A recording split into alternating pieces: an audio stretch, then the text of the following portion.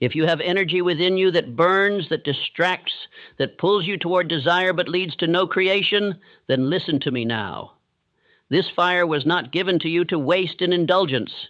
It was given to build empires, write great works, lead nations, and conquer yourself.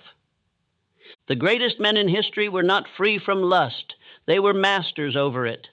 They took the very power that ruins the common man and transmuted it into vision, enterprise, and immortality. You will not escape this force, but you can command it. And once you do, your energy will no longer betray you. It will build your legacy. This is not for the weak. It is not for the drifter. It is for the man who is ready to take what once ruled him and bend it to his purpose. What you will hear in this instruction is not a suppression of energy. It is the elevation of it. And when you apply it, you will become unstoppable. Now listen, not with curiosity, but with the decision to become master over yourself. There is no force within the human body more potent than sexual energy. It is the invisible current that moves empires, topples kings, drives men to conquest, and fuels the highest expressions of art, invention, and genius. It is the root of all creation. Every child, every idea, every movement of consequence was sparked by this primal power. But the same force that builds nations has also destroyed men by the millions. The same current that once empowered great builders has wrecked those who lack discipline. This is the secret that few will speak plainly. What you do with this energy will determine whether you rise as a master or fall as a slave. If you are controlled by lust, you are not yet a man. You are not yet initiated into your power. You are a servant to your lower nature. You have not harnessed the fire. You have let it consume you.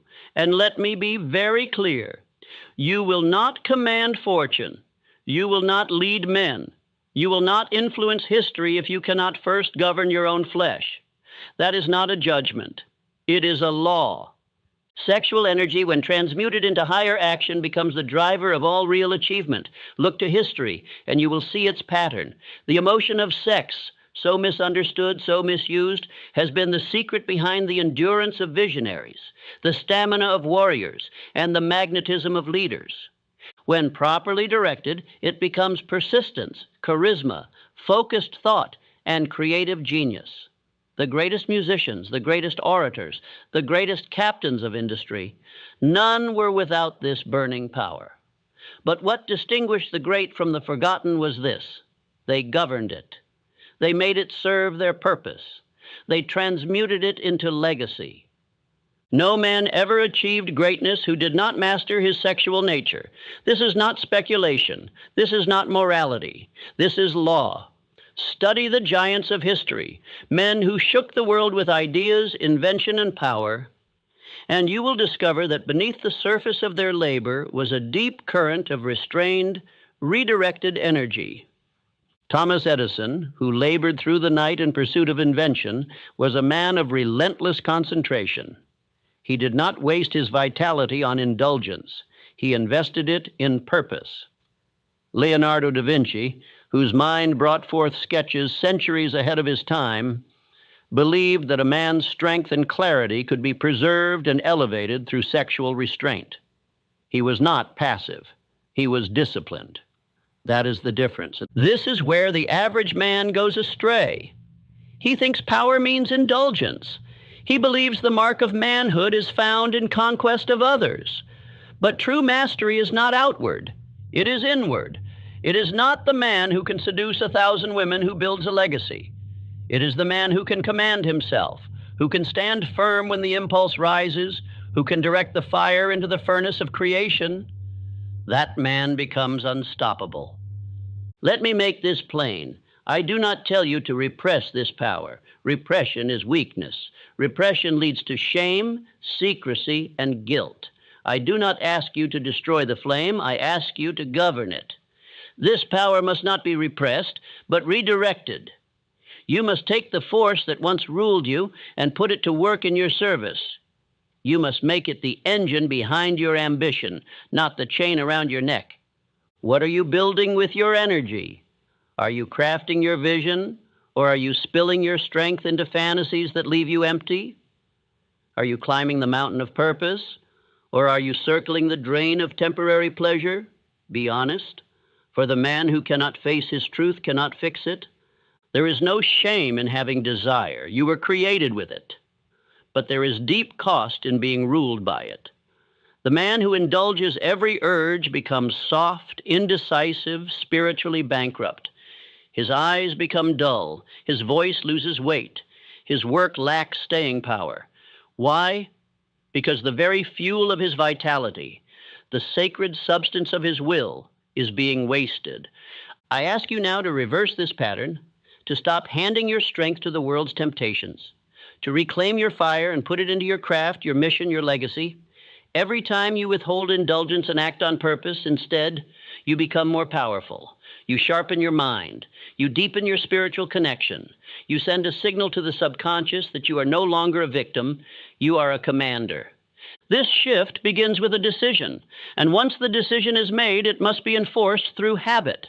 When the impulse to indulge arises, you must act. Not on the impulse, but on your purpose. Stand up, move your body, breathe deeply, recite your definite chief aim, begin working with your hands, write, create, building plan, call, serve, transmute. This is how kings are formed, not by feeling something, but by directing it. Let this now become your first command over the day. I am not my desire, I am the director of my energy, I command my passions, and say it again. Not quietly, not as a question. Say it as a declaration of identity. For as you speak, you instruct the subconscious. And as the subconscious accepts the instruction, you become what you repeat. This is not mystical, it is mechanical. You must begin to understand your body as a vessel of power, not a toy for pleasure. Your mind is the governor. Your energy is the servant. When this alignment is in place, nothing can stop you. Women will respect you more. Men will follow you. Your presence will sharpen. Your vision will intensify. Your willpower will grow. Why? Because you have ceased being a drifter, and you have become a directed force. And that is what the world obeys, a directed man. If you continue as you are, ruled by appetite, then you will continue to circle the same mountain of regret, shame, distraction, and weakness. But if you choose this day to transmute, to redirect, to refine, then everything changes. Your energy becomes strategy. Your thoughts become lightning. Your ambition becomes destiny. Now say it once more. I am not my desire. I am the director of my energy. I command my passions. And act like it. You were not given desire to waste it. You were given it to transmute it. Sexual energy is not to be feared, nor hidden, nor shamed. It is to be harnessed, converted, like heat into electricity, into a higher form. This is the law of sexual transmutation. And it is one of the most misunderstood, most underused, and most powerful principles available to man. What is sexual transmutation? It is the deliberate process of converting the energy of desire into ambition, into discipline, into creativity, into achievement.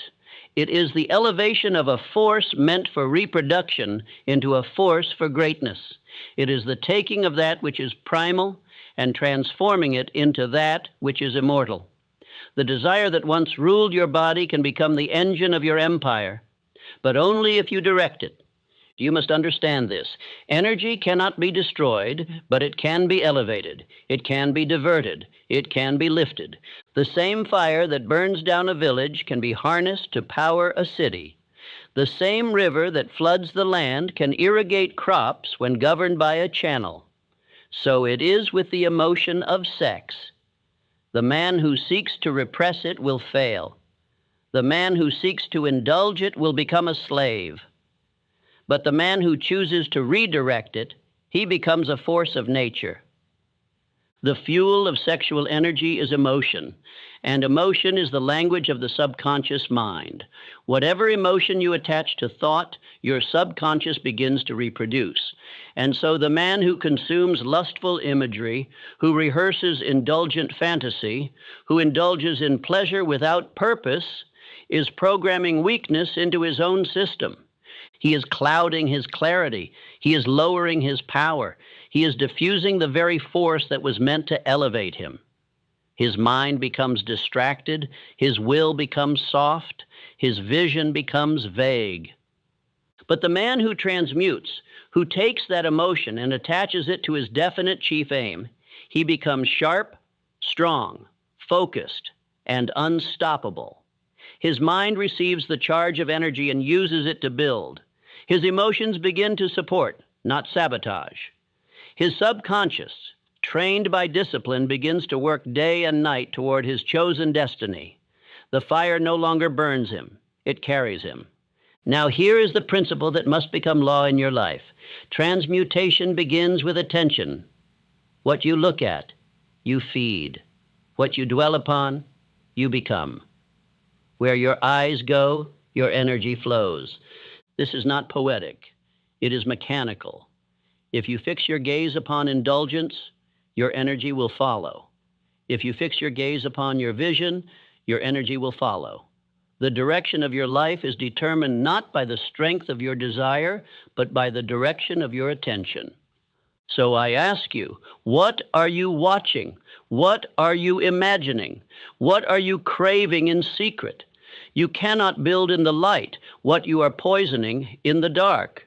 You cannot walk in power while indulging in weakness. You cannot speak of purpose while feeding addiction. These are not moral statements. These are success principles. You must now become ruthless about what enters your eyes, what lives in your thoughts, and what commands your attention. Every man is tempted. That is not the issue. The issue is, what does he do when the impulse rises? And here is your instruction. Do not act upon it. Channel it into your definite aim. Do not repress it.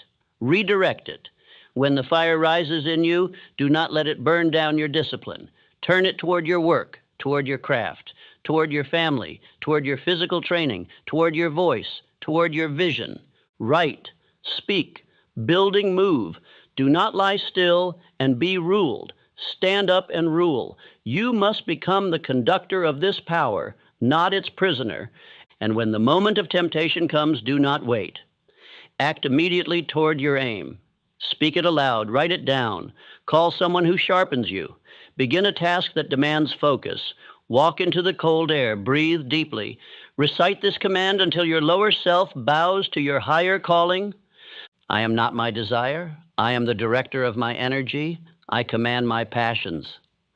This must become your internal law, the automatic command of your soul, because the war is not just external, it is inside your thoughts.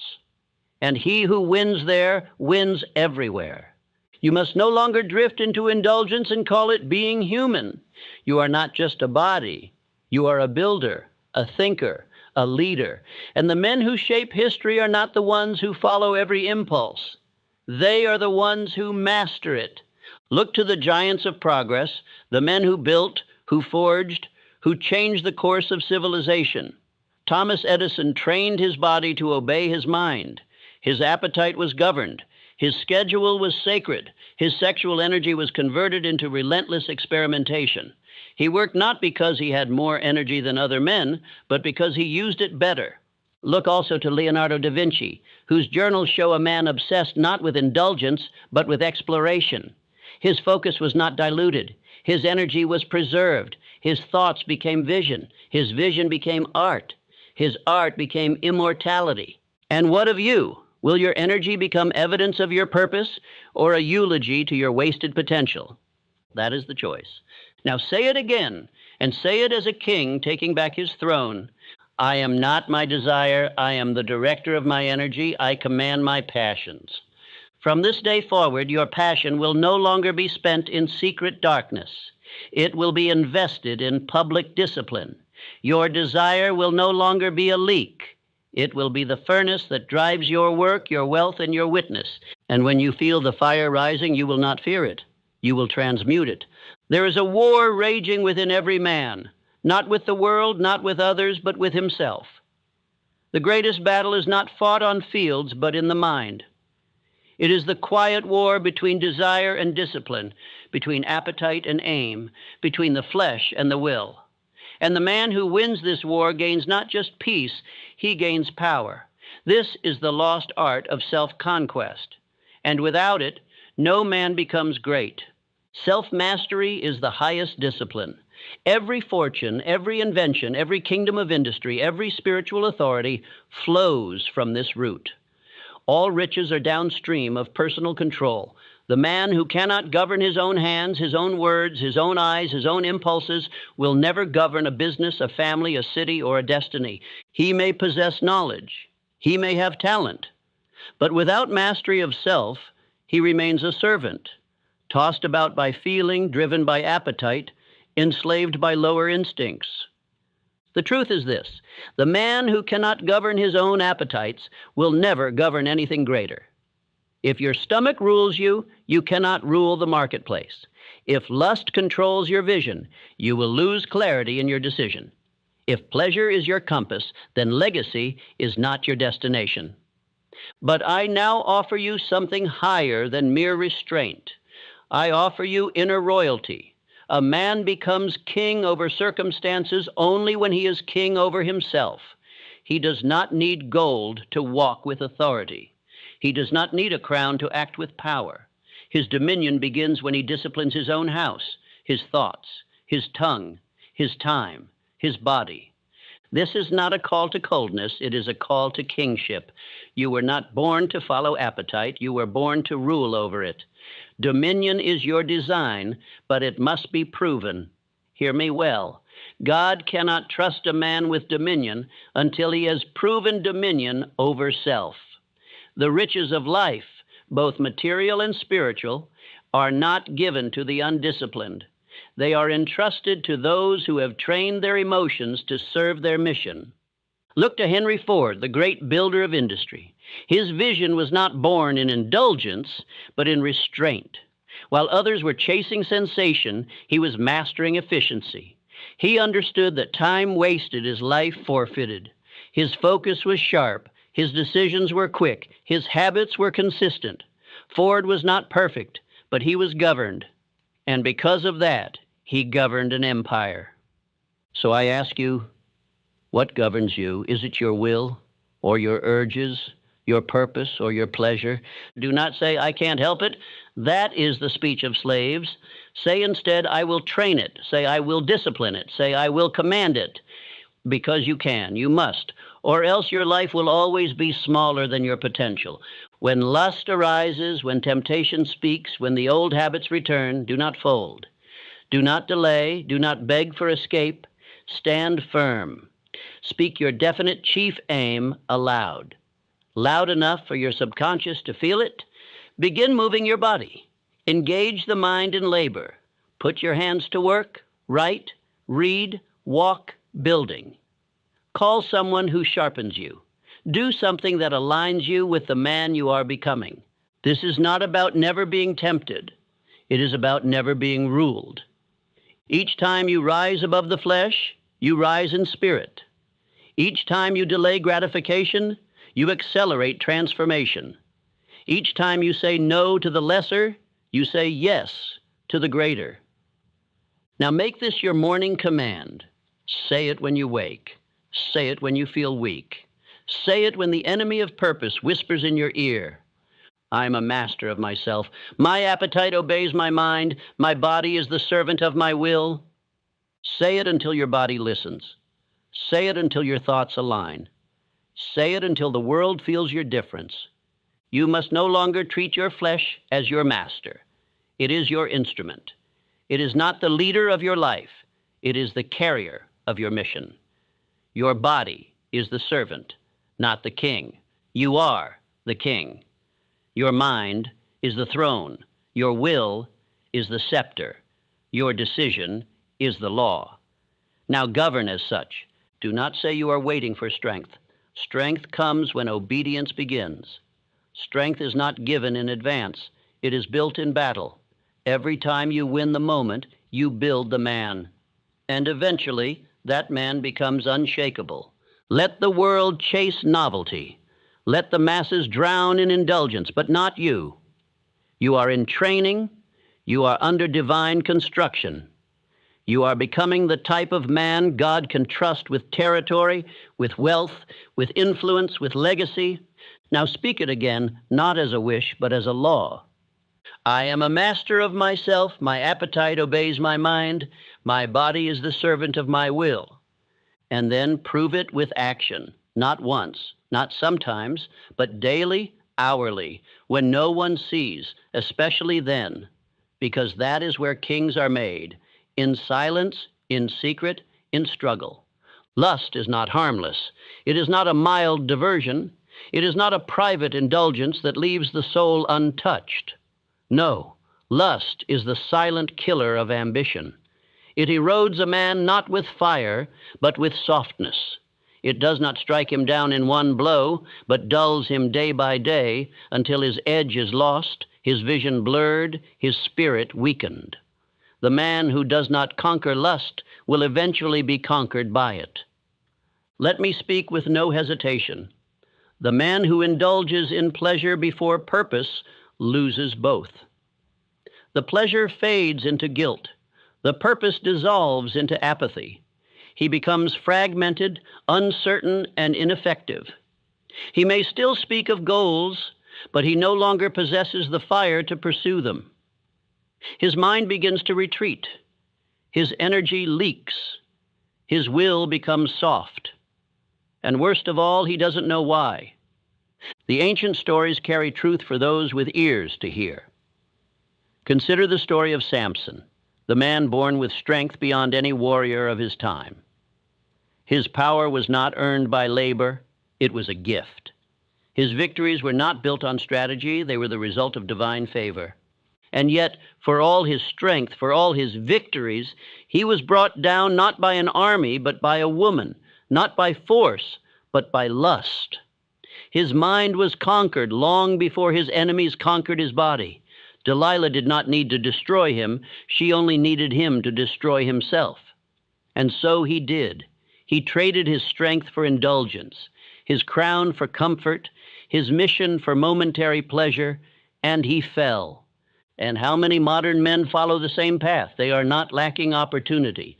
They are not lacking talent. They are not lacking time. They are lacking control. They are strong in speech, but weak in self-discipline. They set goals with their mouths, then sabotage them in secret. They cry out for purpose in the day and fall into indulgence by night. They are not bad. They are simply untrained. They are not doomed. They are undisciplined. But that can be changed. You must understand, lust weakens warriors. It clouds the mind. It slows decision. It steals energy. It numbs the spirit. And above all, it creates a cycle of defeat that the man begins to accept as normal. He starts to believe that he is simply inconsistent, that he is just this way. And so he builds nothing. He leads no one. He fulfills no legacy. He drifts. And drift is the great destroyer of men. But you were not born to drift. You were born to dominate. You were not born to serve your senses. You were born to rule them. Every impulse that rises in you is a call to action. And every action you take is a vote for the man you are becoming. You must now see clearly that every impulse has two directions. One leads to greatness, the other leads to destruction.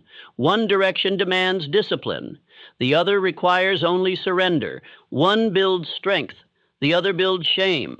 One direction ends in legacy, the other in regret. And every time you are tempted, you are being asked, which man will you feed today? The world will not warn you. It will dress lust in fine garments. It will celebrate indulgence. It will mock restraint. But you must remember, the world does not build great men. It devours them.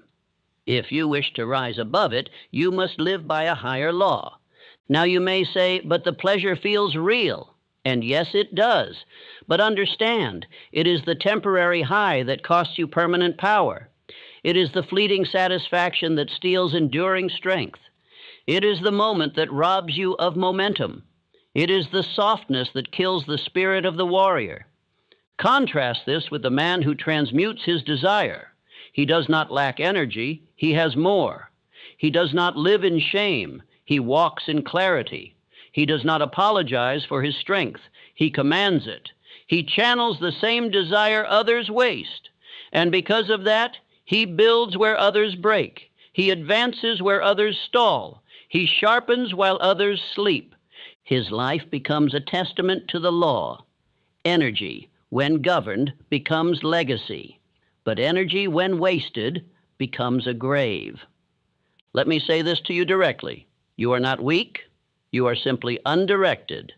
You have not yet trained the impulse. You have not yet stood firm in the fire. But that changes today, not through struggle alone, but through substitution. Do not merely resist, replace. Replace indulgence with labor.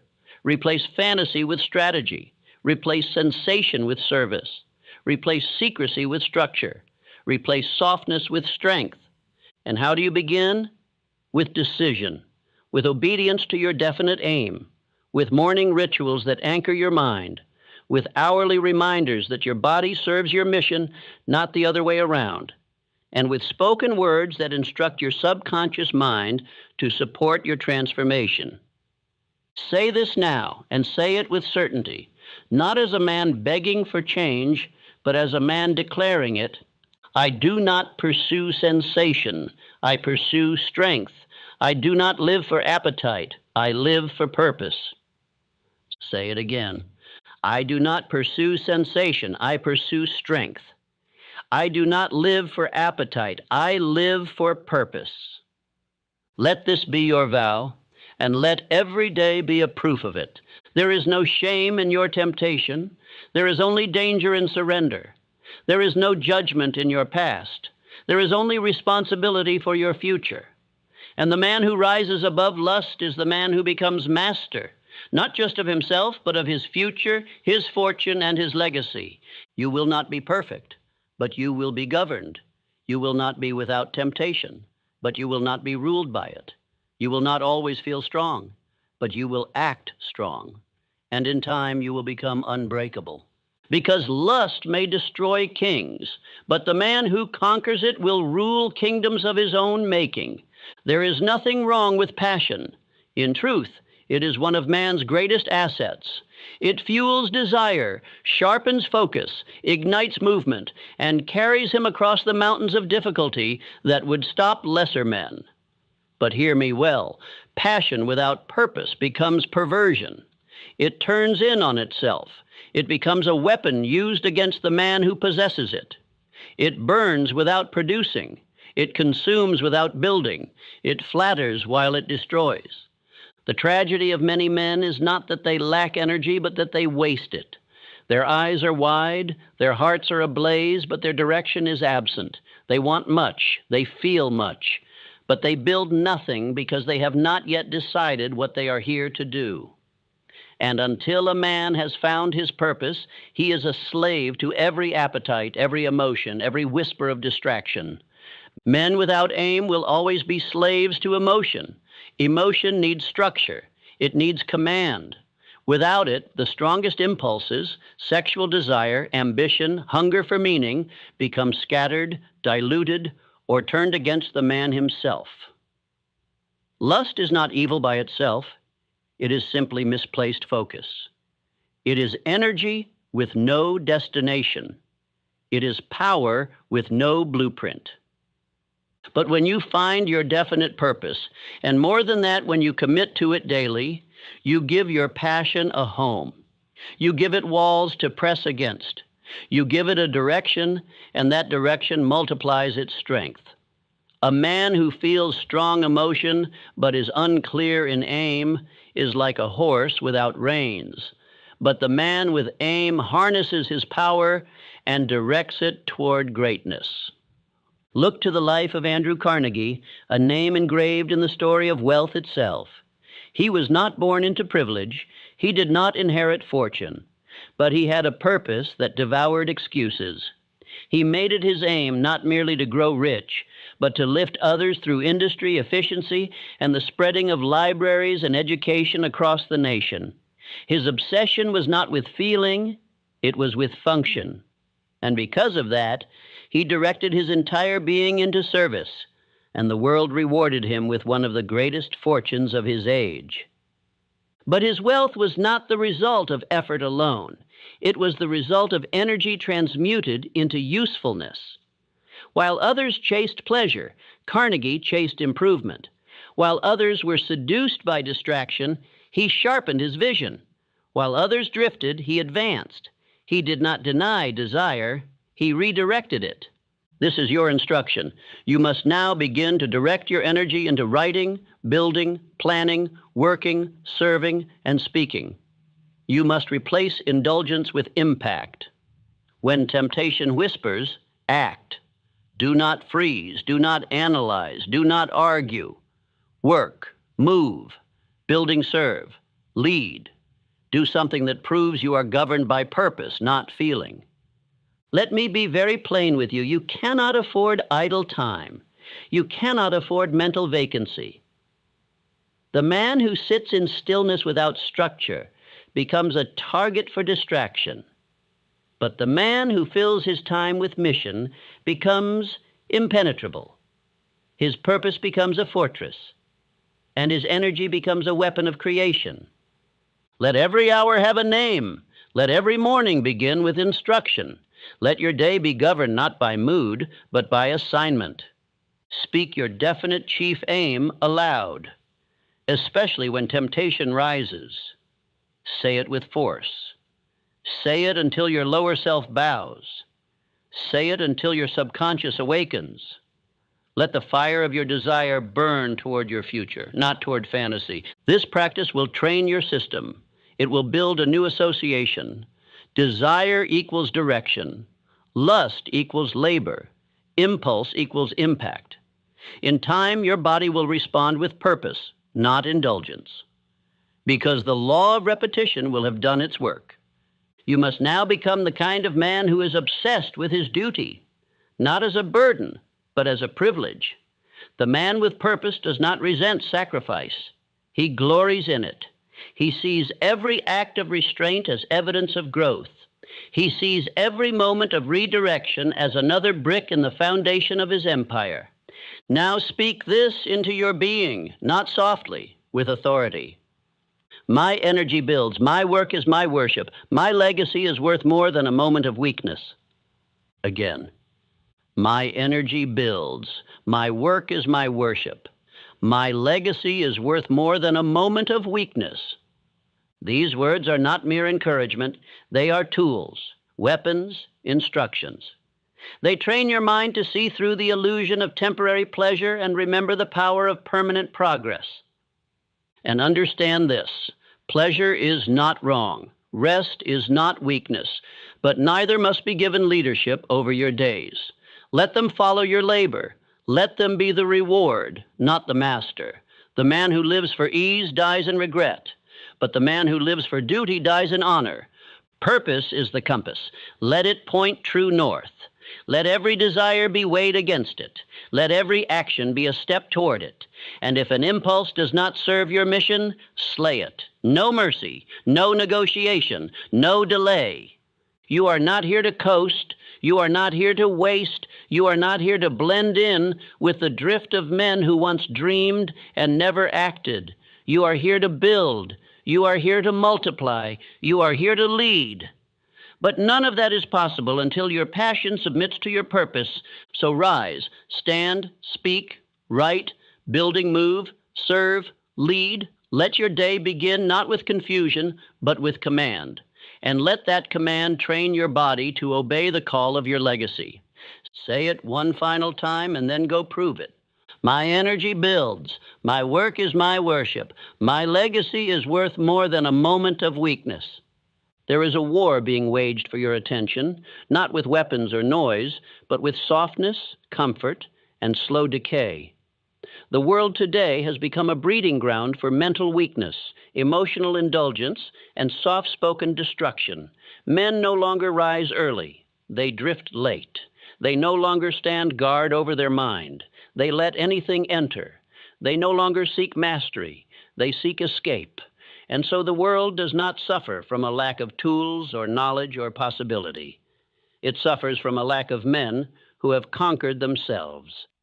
The masses have been trained to indulge at the first impulse, trained to seek comfort before responsibility, trained to numb rather than to sharpen, trained to chase pleasure instead of principle.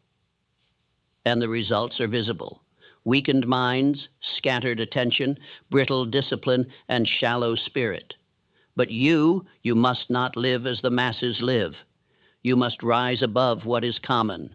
You must become uncommon. Hear me well. The masses are trained to indulge.